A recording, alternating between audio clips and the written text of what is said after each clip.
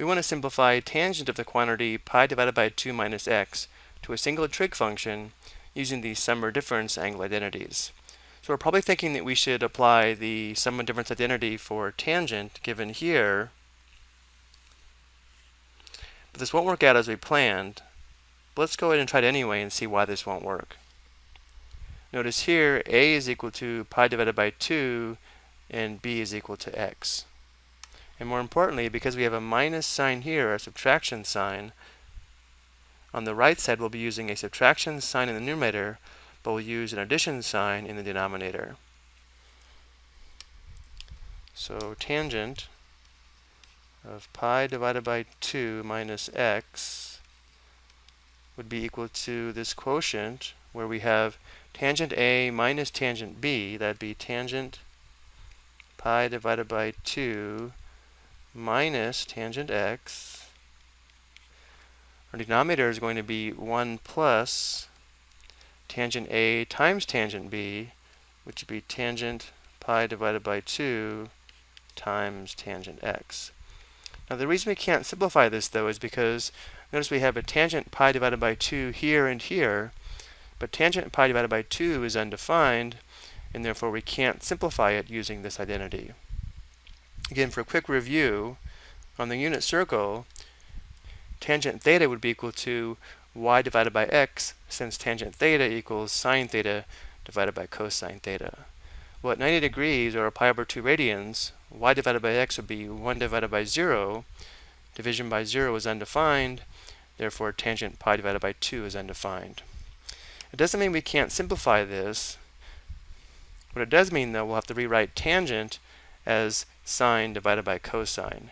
Remember, tangent theta equals sine theta divided by cosine theta, which means we can rewrite the given expression as sine of the quantity pi divided by 2 minus x divided by cosine pi divided by 2 minus x.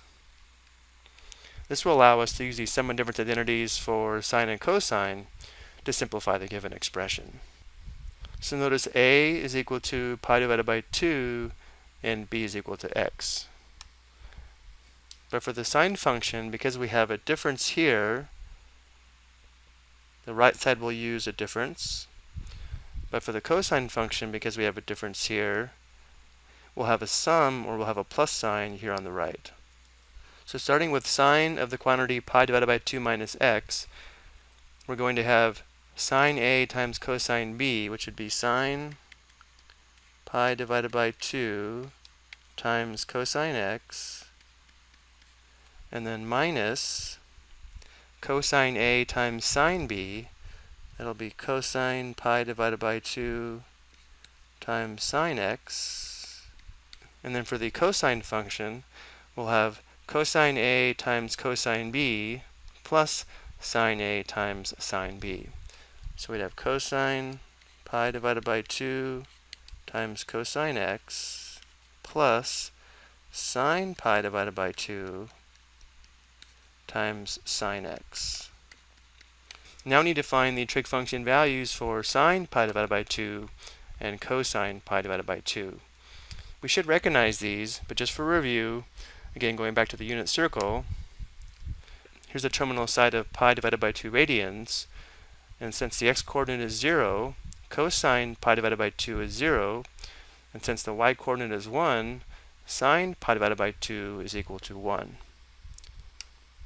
So if cosine pi divided by 2 is equal to 0, this product would be 0, and so would this product.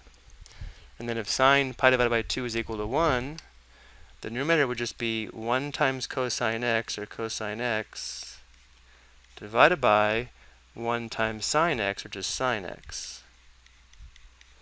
Well, cosine x divided by sine x would be equal to cotangent x. So the given expression simplifies nicely to cotangent x.